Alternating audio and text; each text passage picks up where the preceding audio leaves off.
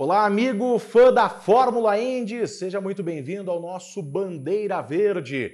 A partir de agora, o programa que sempre vai repercutir o que melhor teve na prova do fim de semana que passou, o que de melhor vem nas provas da sequência do campeonato, especialmente agora que nós estamos no mês oficial do fã de automobilismo, o mês de maio, o mês da maior prova do planeta, das 500 milhas de Indianápolis. A gente já começa com muito assunto porque teve uma rodada dupla fantástica no Texas nesse fim de semana, uma vitória dominadora do grande Scott Dixon na prova do sábado, uma vitória avassaladora, a primeira na carreira do mexicano Pato Ward na corrida de domingo. Bandeira Verde, que é uma iniciativa dos canais oficiais da Fórmula Indy no Brasil, Live Sports e aplicativo Arena Indy, que é onde você vai poder assistir semanalmente ao nosso encontro por aqui. Eu sou Jefferson Kern e tenho dois convidados para lá de especiais para falar de Fórmula Indy conosco. Fábio Seixas, 25 anos de automobilismo, de paixão pelo esporte a motor, de coberturas. Bia Figueiredo, que tão bem representou o Brasil lá dentro na Fórmula Indy, nas 500 milhas de Indianápolis. Bia, Fábio, um prazer enorme ter vocês aqui nessa primeira edição do nosso programa. Obrigada, Jefferson. Prazer, Fábio, tá aqui. Vamos relembrar os bons momentos de Fórmula Indy. E é muito bacana, Jefferson, ter esse espaço, muito legal estar com a Bia aqui nesse programa de estreia. Eu estou ficando animado com esse campeonato. É um campeonato que a gente vê uma nova geração chegando. É sempre muito legal, né, ver essa troca de bastão no automobilismo, uma geração ainda forte, uma geração dominante, o Dixon, que ele fez no sábado na corrida, mas com uma garotada ousada, atrevida, chegando, e acho que teremos aí um campeonato com esse tempero especial nesse ano de 2021. E você pode assistir o Bandeira Verde pelo aplicativo Arena Indy, que é o aplicativo interativo oficial da Fórmula Indy no Brasil. Você monta ligas com seus amigos, aposta aí em quem vai obter o melhor resultado, quem vai acertar o vencedor da prova, dá a sua opinião, confere notícias, confere tudo que está rolando de melhor nas redes sociais, Twitter, Instagram e outras aparições da Fórmula Indy no Brasil nas redes sociais. Não deixe de fazer o download grátis para iPhone e também para o Android do nosso aplicativo Arena Indy. Pois bem, o Fábio já falou sobre esse assunto aí, este duelo de gerações que está acontecendo na Fórmula Indy. Nós temos aí 3 de 4 provas no campeonato até aqui vencidas por jovens. Alex Palou, 24 anos no Alabama, Colton Herta, 21 anos em St. Petersburg, Pato Ward, 21 anos, faz 22 nessa semana, na segunda prova do Texas. E a única que não foi vencida por um garoto foi a primeira prova do Texas, claro, Scott Dixon, 40 anos de idade e 6 títulos de carreira, terminou a corrida em primeiro lugar. O que falar aí desse duelo de gerações, esse duelo de escolas, de idades distintas, enfim, nesse começo de campeonato? Falou eu, Fábio, então vamos lá. Primeiras damas. Eu acho sensacional também, acho que o campeonato tá ficando muito, muito bacana. Para mim, o Colton Herta já era um talento que a gente já conhecia, venceu o corrida ano passado. É filho, né, do Super Herta, que eu corri também lá junto no Andretti. Mas surpreendente, eu achei super surpreendente o Palou e agora o Pato Ward, né, chegarem tão bem. O Pato correu ano passado, já tinha mostrado aí um destaque. E o Palou se adaptou super bem na Ganassi, né? Então, acho muito bacana, assim, fazia tempo que a gente não via tantos talentos chegando e incomodando, né? O Dixon salvou a velha guarda um pouquinho até agora nesse campeonato. Sempre andou muito bem no Texas, o Dixon, né? Aliás, ele anda bem em tudo. Impressionante esse homem. Incrível. O Iceman ali. Então, o campeonato tá ficando muito legal e muito, muito bacana mesmo ver os jovens talentos aí aparecendo, né? Disputando o título. Eu fui fazer umas contas, fazer uma pesquisa ali, Jefferson. Quando o Pato Ward nasceu, o Dixon já estava na Indy Lights. Já estava correndo na Indy Lights em 1999. E depois veio com uma carreira, enfim, incontestável na Indy. Já é um dos grandes nomes da história da Indy e pode se tornar até em números de vitórias, quem sabe, o maior vencedor de todos os tempos. Já encostou agora no Mario Andretti. Então, é incrível ver como essa geração está chegando, mas como um cara como o Dixon se sustenta em altíssimo nível. Né? Repito, o que ele fez no sábado, o domínio que ele teve numa corrida, enfim, em oval, você dominar a prova daquela maneira, foram 206 a 212 voltas. Exatamente. Com liderança do Dixon, é algo que mostra que, tudo bem, a garotada é nova, a garotada vem de uma escola diferente, vem aí cheio de fôlego, mas o Dixon ainda tem muita lenha para queimar. Vocês acham que nós vamos ter nessa temporada uma atuação tão dominante quanto a do Dixon na prova de sábado no Texas? É difícil, né, Bia? Como é que é? Assim, eu falei sobre circuito oval, numa pista mista, Até por questão... A gente às vezes vê, né? O cara ganhando de ponta a ponta. Sim. Agora, no oval como do Texas, o cara liderar 206 de 212 voltas é um absurdo. Não, ele tomou a ponta na largada e foi, né? Só ali nas paradas que o pessoal pegava um pouquinho da ponta, realmente é impressionante. Acho que a Indy tem sempre aquela coisa dos pilotos que andam muito bem em oval, em misto. O Dixon é um cara que anda bem nos ovais e nos mistos, então ele sempre é um cara que está lutando, brigando pelo título. Impressionante o Pato Ward, né? Porque ele quase venceu o Alabama, fez pole no Alabama, andou super bem. Eu acho que, na minha opinião, a McLaren ali deu umas erradinhas na estratégia, por isso que ele chegou, acho que foi quarto ou quinto, acabou não chegando nem no pódio. Mas você vê, venceu no Texas, que é um oval. Então, pode ser que o menino, né, seja competitivo aí em vários tipos de pista e lute pelo título.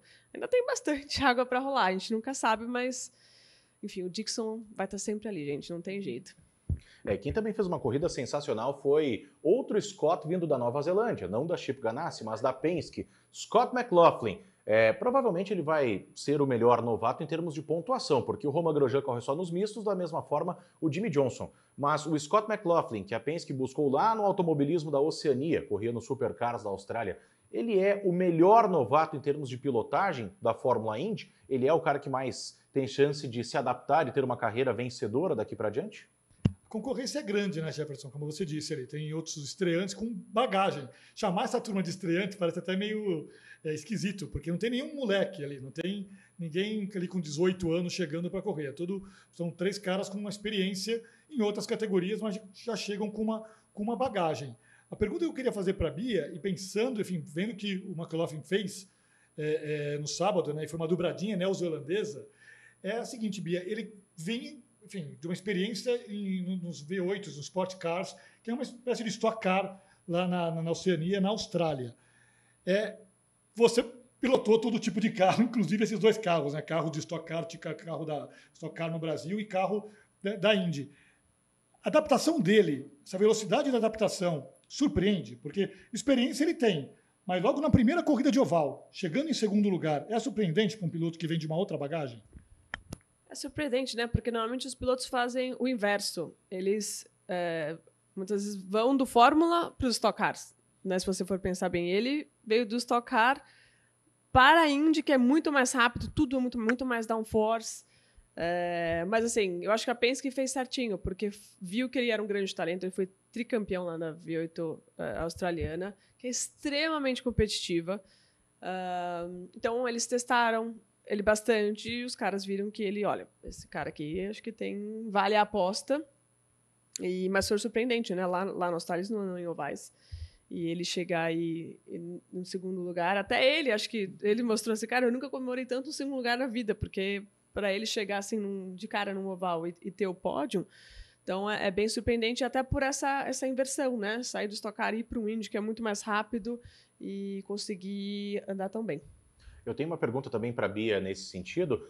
Qual é a importância de você ter alguém como o Rick Mears, que foi escalado para ser o mentor do Scott McLaughlin pela equipe Penske, passando para você uma série de atalhos, de orientações, o quanto isso pesa na adaptação do piloto para que ele justamente acelere essa adaptação? O Rick Mears é aquele amuleto da Penske, né? Ele está ali sempre ajudando todos os pilotos da Penske, ajudou o Hélio. E o Rick Mears, ele era também tipo um coach na Indy Lights, quando eu corria na Indy Lights. Eu olhava de todo mundo. E na época o André Ribeiro era meu empresário, eu falei, Bia, gruda no Rick Mears. Gruda nele, então eu ficava lá, e como é que é assim, assado, o que você achou? Você viu a corrida? Enfim, eu me adaptei super bem aos ovais também, né? Então o Rick Mears estava sempre presente, dando né, dicas, e ajuda muito. E são coisas assim, muito detalhes de ficar ali, o cara tem a visão, né, da pista, olha, você está entrando muito cedo, muito tarde, tá acontecendo isso com o carro, talvez faça isso ou aquilo, no tráfego, né, o que você deve fazer. O Texas tem uma particularidade que mudou, né, depois desse negócio da mudança de asfalto. Na minha época, era até relativamente fácil andar no Texas, porque o nível de inclinação é tão grande que o carro normalmente fica muito estável, né? Cola no chão, né? Cola no chão. Você tira downforce e fica um pouco parecido. O que mais era chato ali era a transição, porque da curva para a reta é uma transição muito grande. Então, às vezes, o carro ficava instável voltando para a reta. Mas aí, por exemplo, você vai para uma Milwaukee da vida, que é um oval mais plano, muda muito, né? E é curto, então tem mais tráfego, né? Você chega a dar a volta nos retardatários mais rápido, é uma diferença muito grande. Então, eu acho que assim, o Texas... não quer dizer que ele andou bem no Texas, que ele possa andar bem nesses ovais mais curtos, com menos inclinação, porque muda bastante assim, também o jeito de guiar. Na corrida 2, nós tivemos aí uma vitória dominante de Pato Ward e a prova também ficou marcada por um acidente, uma carambola logo na largada, e um dos envolvidos foi o brasileiro Pietro Fittipaldi. Foram 6 carros eliminados da prova logo de cara, comprometeu até um pouquinho, a gente podia ter uma prova ainda mais disputada do que foi. Eu quero saber de vocês, alguém teve culpa no cartório com essa batida antes mesmo da bandeira verde? Teve até uma brincadeira nas redes sociais que o Alexander Rossi brincou com o Conor Daly, que ele foi o primeiro piloto da história da Indy a receber a bandeira verde de cabeça para baixo, porque o Conor Daly capota o carro e passa com as 4 rodas para cima sobre a linha de largada. Mas nessa situação toda, tivemos algum culpado? Olha, Jefferson, acho que tem uma questão primeiro sobre o momento em que foi dado o comando da largada, a bandeira verde.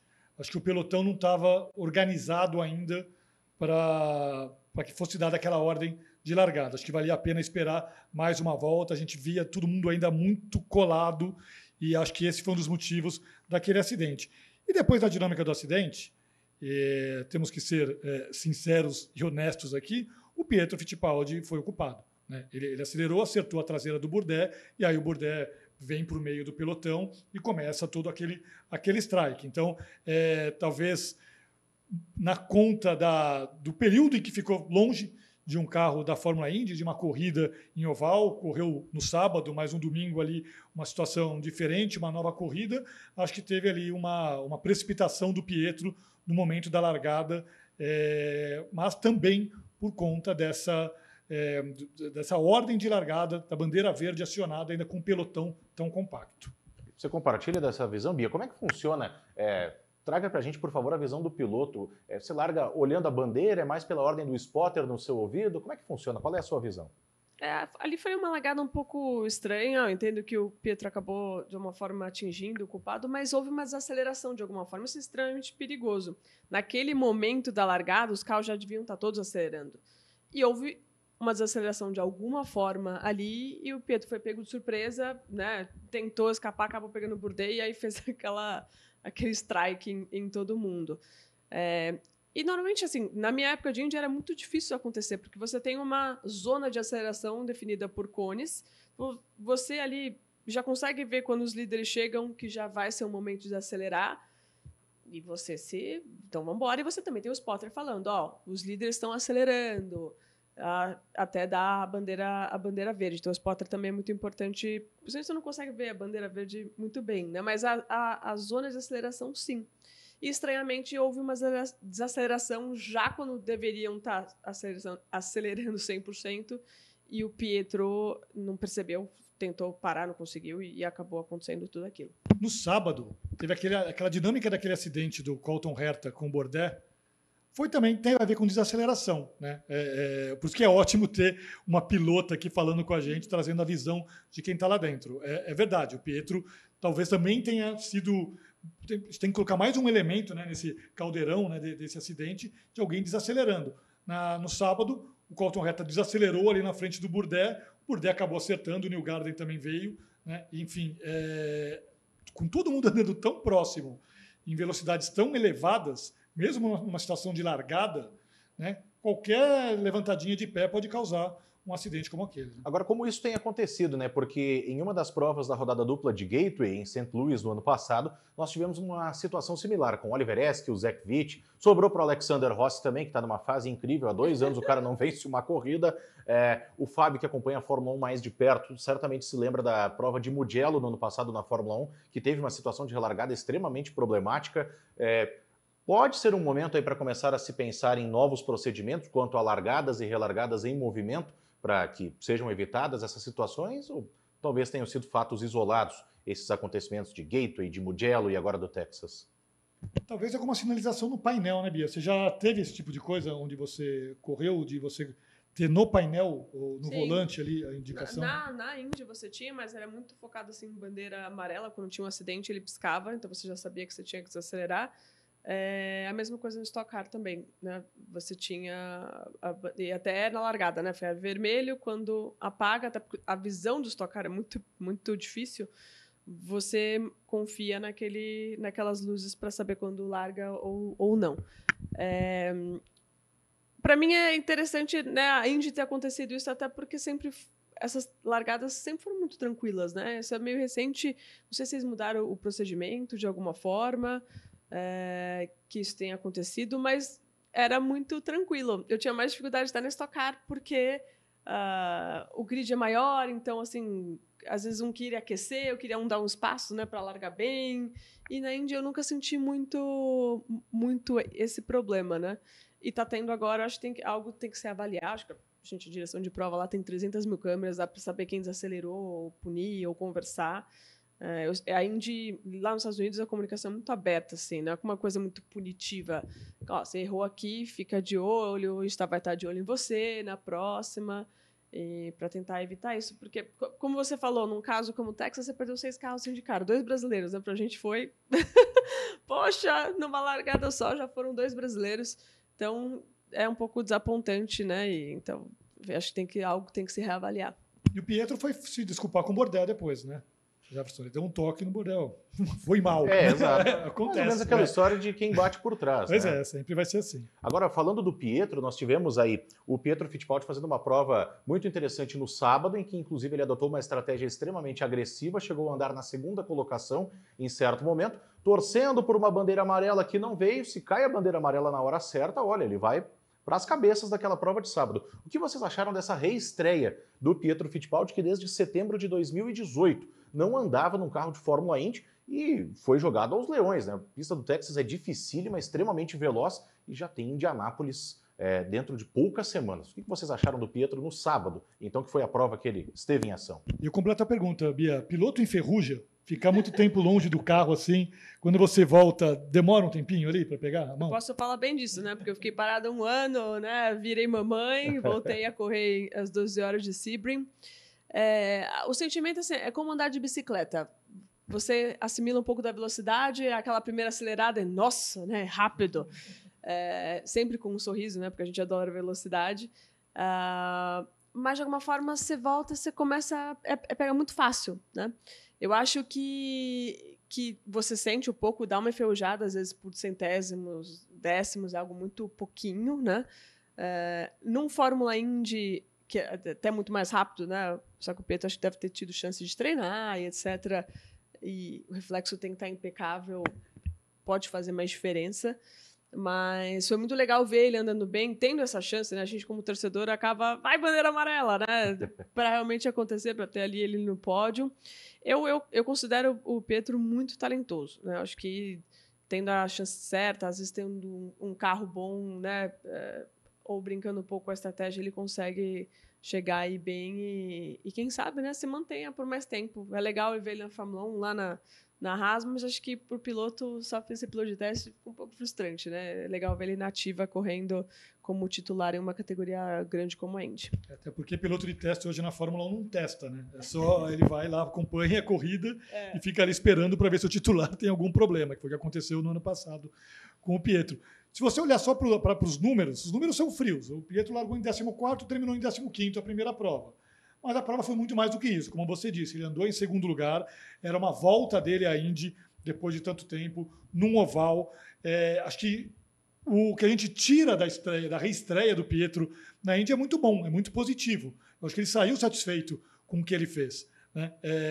No domingo, toda essa confusão que a gente já comentou aqui, mas acho que a volta é bacana. Acho que ele precisa levar na bagagem do Texas agora para Indianápolis a experiência da primeira prova no Texas, de voltar, de andar bem no treino, andar bem na corrida, chegar a andar na 2ª colocação e até por um capricho da estratégia não ter conseguido um resultado melhor. Acho que é essa a lembrança que ele tem que levar.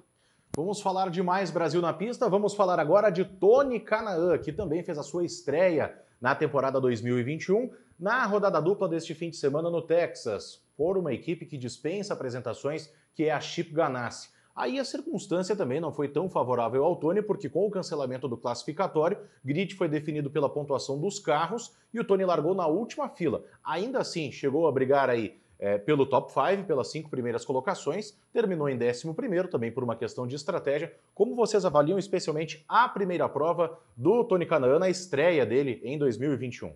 Só com adicional de crueldade, né? Ele foi o mais rápido no treino. Exatamente. Porque aí não teve classificação, mas teve um treino livre e o Tony voltando a andar num oval com o carro da Chip Ganassi vai lá e faz o melhor tempo no treino livre. E não teve a chance de fazer isso numa luta por posição de grid.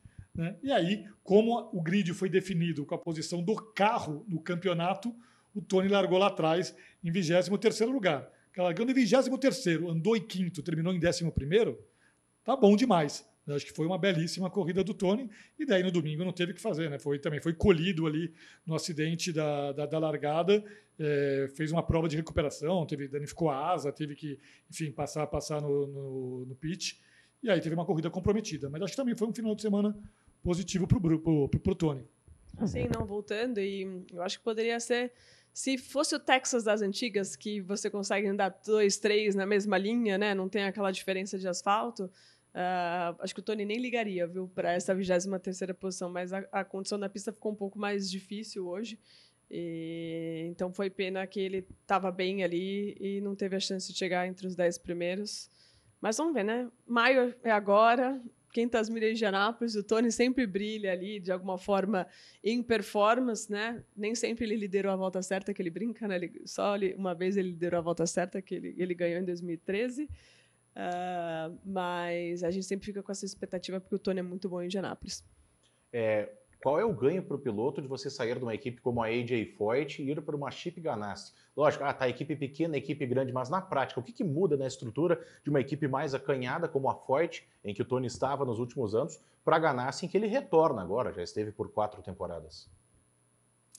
Normalmente é o nível de pessoal, né? De engenheiros, de técnicos, você tem muito mais informação. Eu via muito o Tony na AJ Foyt fazendo muita coisa, né? Então ele pilotava, queria checar com o mecânico que estava tudo certo, o setup, o engenheiro, via mais os dados. A Ganassi parece que já entrega tudo pronto, né? O nível ali, até pelo tanto ali de patrocínios e de investimento que tem a equipe, eu acho que o Tony acaba ficando numa situação assim de focar mais na pilotagem do que atrás de... Isso acontece em equipe pequena, né? Assim, ficar mais atrás de tudo, né? Se o setup tá certo, o engenheiro, buscar os dados. Hoje ele tem comparativo com ali 3 pilotos super competitivos, né? Inclusive o Dixon. Então, enfim, você está numa estrutura ali que você consegue focar mais na pilotagem somente. Você ter aí na sua equipe um cara como o Scott Dixon é um ganho ou um problema? Depende do seu psicológico, né? Eu aceitaria como um ganho. Você tem uma referência ali maravilhosa, não só em termos de pilotagem, mas como às vezes acerto de carro. Eu acho que o Tony deve pensar da mesma forma. Ele, que eu saiba, é muito próximo do Dixon também. A coisa na Índia é mais aberta, Bia, em termos de compartilhar acerto de carro com o companheiro de equipe, você poder checar ali qual que é o acerto que seu companheiro usou, caso ele tenha ido mais rápido. Tem mais abertura assim na Indy? Porque na Fórmula 1, por exemplo, a gente sabe que isso é muito complicado, isso é muito fechado, os segredos são muito protegidos. Na Indy isso é mais aberto, normalmente? Eu acho que sim. Eu tive muita sorte sempre. Em 3 anos que eu corri na Indy, eu corri com o Justin Wilson, que, né, dispensa comentários. Infelizmente, Deus levou ele em 2016 já, 2015.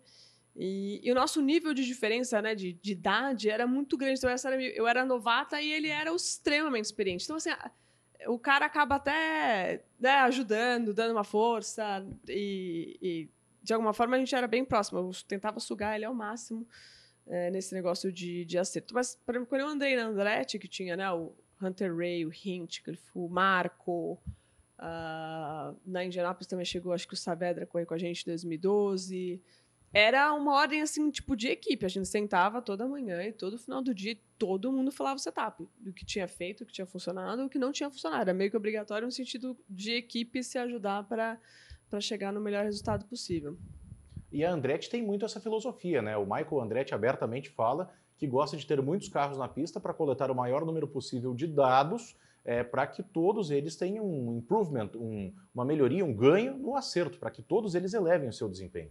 Isso, e até eles gostam de testar coisas, né? Então, né, Bia, você vai testar isso, Hunter Race, você vai testar isso, Hinchcliffe, você vai testar isso, e aí no final do dia a gente vê como foi essa evolução, de alguma forma vai se construindo, né, ideias e deixando os carros mais rápidos. São os brasileiros da Fórmula Indy. Nós vamos ter ainda o Hélio Castro Neves nas 500 milhas de Indianápolis, junto com Tony Kanaan e Pietro Fittipaldi, que já estavam aí neste fim de semana. Nós não podemos deixar de falar, claro, do grande nome do fim de semana, Pato Ward.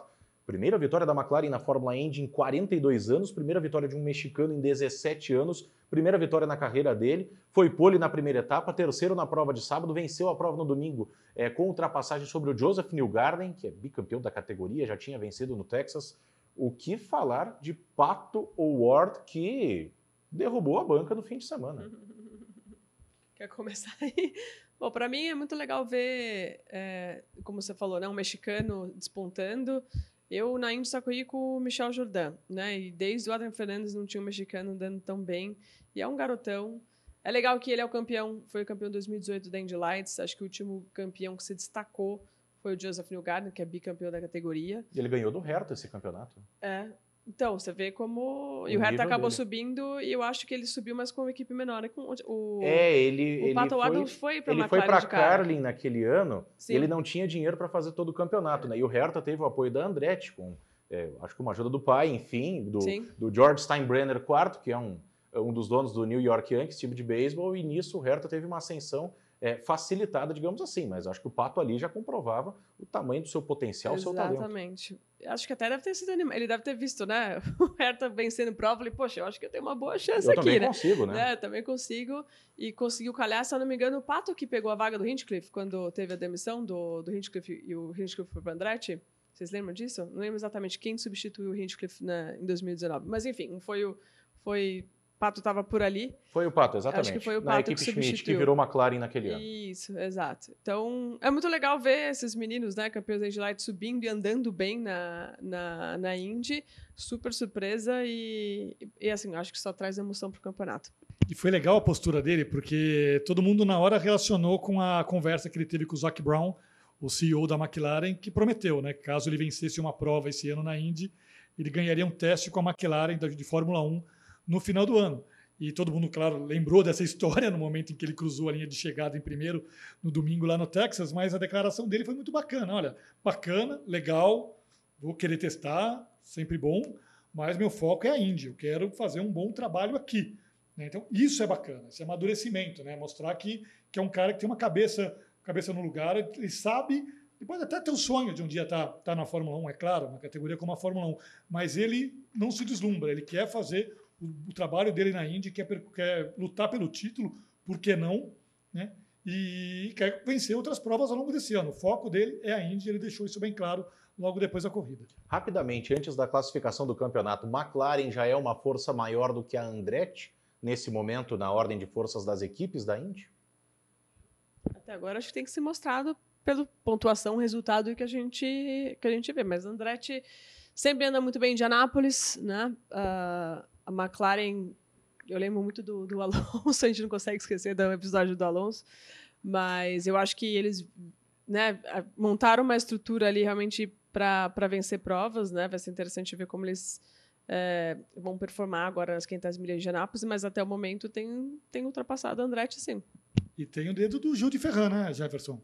Que foi um dos responsáveis, ou o responsável ali por montar essa equipe, né, por pegar e transformar uma equipe mais modesta como uma McLaren agora. Olha, isso aqui agora é a McLaren. E fazer essa ponte entre Estados Unidos e Europa, né? Então o Gil teve um papel muito importante ali nessa construção desse trabalho da McLaren na Fórmula Indy.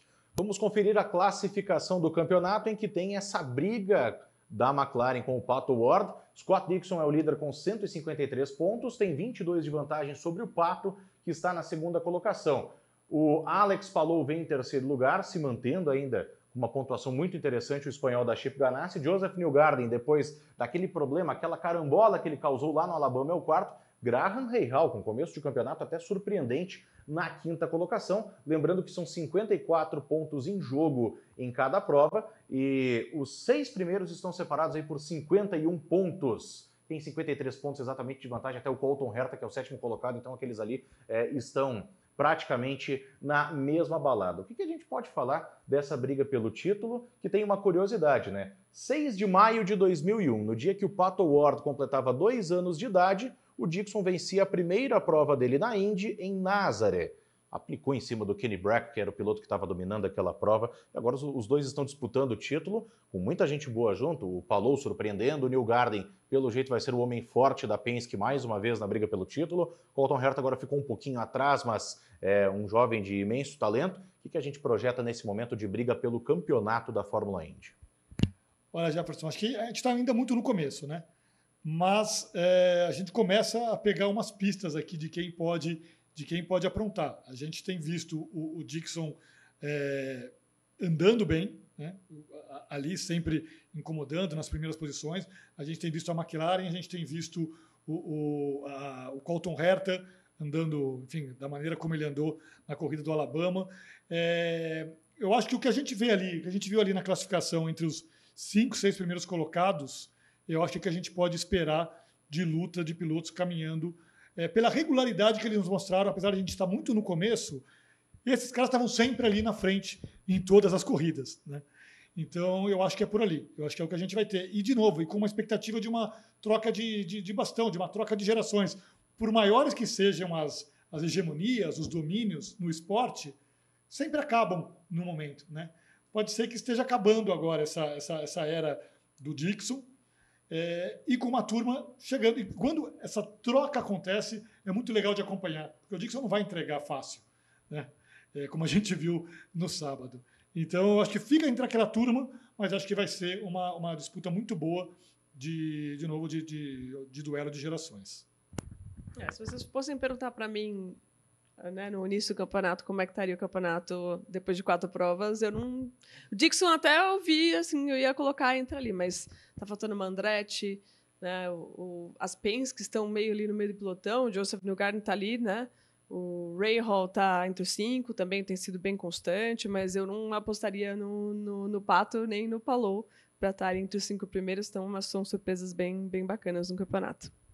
Vamos agora para o momento mais esperado do ano, próxima prova, Grande Prêmio de Indianápolis, no circuito misto do Indianapolis Motor Speedway, aquele que foi construído para a volta da Fórmula 1 aos Estados Unidos, lá no ano de 2000, desde 2014 é utilizado também pela Fórmula Indy e talvez tão importante quanto o GP de Indianápolis, ou até mais, é todo o clima do mês de maio que começa a partir de agora, o mês de maio, o mês que é todo voltado à programação da grande prova do ano, das 500 milhas de Indianápolis. O que vocês estão esperando para, primeiramente, o Grande Prêmio, a prova no circuito misto, mas em especial para esse mês de maio, a volta de Indianápolis ao mês de maio, porque no ano passado não foi possível, pela primeira vez desde a Segunda Guerra Mundial, fazer as 500 milhas de Indianápolis no mês que é sinônimo da sua realização. Queria até perguntar para a Bia também, além disso, Bia, como que é viver esse mês de maio lá em Indianápolis? Porque você muda para lá praticamente, né? Você fica ali e tem evento todo dia. Como que é essa loucura de maio em Indianápolis, um mês tão especial para o automobilismo mundial? Pois é, eu morei em Indianápolis 6 anos, né? Eu mudei em 2008 para fazer os 2 anos de Lights, depois mais 4 na Fórmula Indy. E sempre morei em Indianápolis porque é perto das equipes, eu queria ficar perto da equipe, enfim, foco total ali. E é o mês mais aguardado ali da região, né, de Indiana, porque toda a região ali de Indiana se comove, então os jornais começam a comemorar a vinda de maio, já começa a ficar todas as bandeiras quadriculadas nos jornais e começa a fazer reportagens especiais sobre as 500 milhas de Indianápolis. Então, vira um mês muito festivo ali na região. As escolas, né, se preparam para a corrida, você tem, né, os desfiles perto da prova, então assim, é uma comoção da cidade, né? Começa também a ficar um pouco mais calor, né? Fevereiro, março já melhora, abrilzinho tem às vezes uns frios, teve neve há 2 semanas em Indianápolis, eu soube através de amigos meus, então tem esses altos e baixos ali na temperatura. Mas eu acho que é aquele momento que o pessoal também começa a sair de casa, né? Tá ficando um pouco mais de calor e é muito, muito legal. Você sente assim um negócio do automobilismo ali, todo mundo respirando aquilo. Então é muito, muito gostoso. E em termos de expectativa para a corrida, Jefferson, acho que a gente pode esperar de novo. Essa turma que andou bem no Alabama, né, em tese pode andar bem, né, que andou bem em São Petersburgo, em tese pode andar bem no circuito misto de Indianápolis, mas está todo mundo de olho nas 500 milhas, né, não tem jeito. Acho que dá até deve dar um comichão nessa turma de estar ali já, mas ainda não está pisando fundo no oval, né, olhando ali aquelas curvas, imaginando que daqui a pouco chega a hora do Super Speedway, que todo mundo quer mesmo é chegar logo a hora de acelerar no circuito mais mítico do automobilismo. Né? Indianápolis é um lugar formado por muitas histórias felizes, histórias tristes, e nós temos uma nota triste para registrar porque houve o falecimento de Bob Unser, um dos grandes ídolos das 500 milhas de Indianápolis. Ele foi anunciado nesta segunda-feira, mas ocorreu no domingo, dia 2 de maio, aos 87 anos, de causas naturais. E o Bob Unser venceu 3 vezes as 500 milhas, 2 vezes o campeonato da Fórmula Indy, 10 vezes a subida de montanha de Pikes Peak, que é uma prova dificílima, é o maior vencedor daquela corrida. Personagem folclórico e de uma família extremamente vitoriosa. Os Andretti têm muita tradição em Indianápolis, mas todos eles venceram uma vez. Os Unser venceram 9 vezes, 3 com o tio Bob, que agora nos deixou, 4 com o Al Unser pai e 2 com o Al Unser Jr. Perde-se aí um pedaço importante da história de Indianápolis com o passamento lamentável de Bob Unser. É o paizão ali que começou tudo, né? Eu me aposentei cedo da Indy, de alguma forma, mas a Indy sempre é muito carinhosa com os pilotos, então eles sempre convidam os pilotos para voltar em Indianápolis. Aí você faz sessão com autógrafos, e de alguma forma eu estava ali sempre com o Bob Unser, porque ele estava em todos, né? Os autógrafos. Eles falam que é o dia dos veteranos na Indy, então os fãs não esquecem lá, é uma coisa muito especial. Então faz fila assim para falar com o Bob Unser, falar com os ex-pilotos, são muito, muito carinhosos. Então é uma figura muito simpática, muito querida.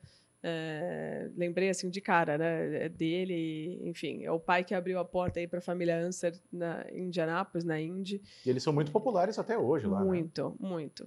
Assim, você é piloto da Indy um dia, você vai voltar lá, vai ter alguém que vai ter seu carrinho, vai ter seu Hero Car, que não conseguiu aquele ano, esperou 10 anos. Revista, camiseta. Não, eu nunca esqueço. Eu estava na Indy Lights. Acho que o André Ribeiro foi ver minha corrida lá da Indy Lights e acho que ele não ia para Indianápolis 10 anos.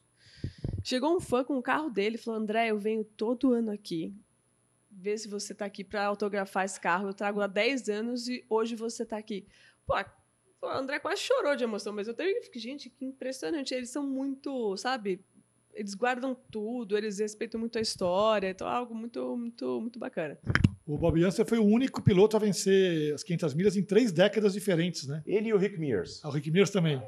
68, 75 e 81 no Exatamente. caso do Bob Unser. Correu para Dan Gurney, Roger Penske, currículo maravilhoso. Demais. Antes de encerrar, Jefferson, só queria pedir para a Bia explicar um pouquinho. A Bia está participando agora de uma iniciativa muito legal com a FIA, um projeto para desenvolvimento de meninas que querem pilotar, meninas que querem estar no volante de carros de competição, querem estar correndo, e assim como a Bia faz, ainda acabou de correr em março lá em Sebring. Explica para a gente, Bia, como que é esse projeto e as meninas que querem participar, que têm esse sonho de estar no automobilismo, como que elas devem fazer? Bom, a FIA ela lançou uma versão, né, FIA Woman em 2008, liderada pela Michelle Mouton, que é uma grande piloto, venceu etapa do Mundial de Rally. E ela batalhou durante muitos anos para incentivar mulheres e meninas a entrarem no automobilismo, não só como piloto, mas mecânicas, engenheiras. E o programa, né, o projeto tem ganhado força a cada ano, até que no ano passado eles fizeram o primeiro FIA Girls on Track, que é focado em encontrar uma menina que vai ganhar um Fórmula 1 daqui a alguns anos, né? Então, eles querem selecionar meninas de 11 a 15, 16 anos para, enfim, começar a fazer testes, ajudar. E a grande vencedora, ela ganha uma vaga na academia da Ferrari, no desenvolvimento de pilotos da Ferrari. O ano passado foi uma belga que ganhou, a Maya Wig. Tinha 2 brasileiras, né, na final, né? Foram 2 brasileiras para a final, as 2 selecionadas foram a Antonella Bassani e a Julia Ayub.